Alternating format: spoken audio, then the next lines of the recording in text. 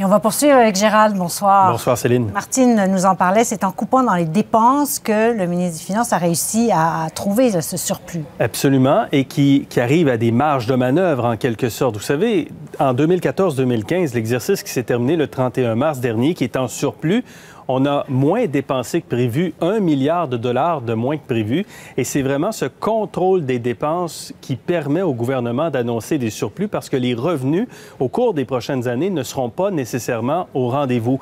La croissance économique mondiale et la croissance économique des pays occidentaux et la croissance économique du Québec est modeste et sera modeste. 2015-2016, on prévoit maintenant une croissance du PIB de 1,5 2016-17, 1,7 alors qu'on prévoyait 2 de croissance du produit intérieur brut.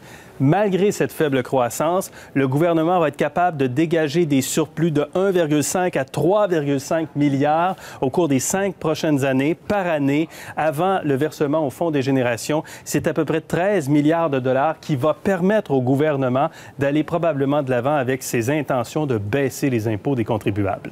Bon, ce qui a beaucoup retenu l'attention, c'est ce réinvestissement en éducation. Mais le ministre Letta dit qu'il n'y a pas eu de coupe en éducation. Est-ce que c'est bien le cas dans la réalité? Dans la réalité, quand on tient compte de l'inflation, ce n'est pas le cas parce que la croissance des dépenses qui est prévue cette année et la croissance des dépenses qui est prévue l'an prochain se trouve sous la croissance de l'inflation. Donc, en termes réels, du point de vue économique, ce n'est pas une hausse des dépenses en éducation, même avec le réinvestissement d'aujourd'hui, c'est une baisse des dépenses en éducation.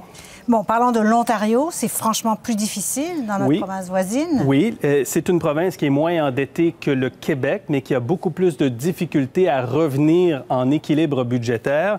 Aujourd'hui, on a ajusté le déficit à 7 milliards 500 millions pour 2015-2016, après un déficit l'année d'avant de 10 milliards. L'an prochain, autre déficit. Pourquoi? Parce qu'on vend des actions d'Hydro One, ça rapporte un peu plus d'argent à l'Ontario, mais on révise à la baisse la prévision de croissance économique. L'Ontario se trouve dans une situation budgétaire beaucoup plus difficile que le Québec. Le Québec qui a probablement la situation budgétaire la plus enviable en ce moment parmi les provinces au Canada. Bien, c'est clair. Merci beaucoup, Gérald. Au revoir, Céline.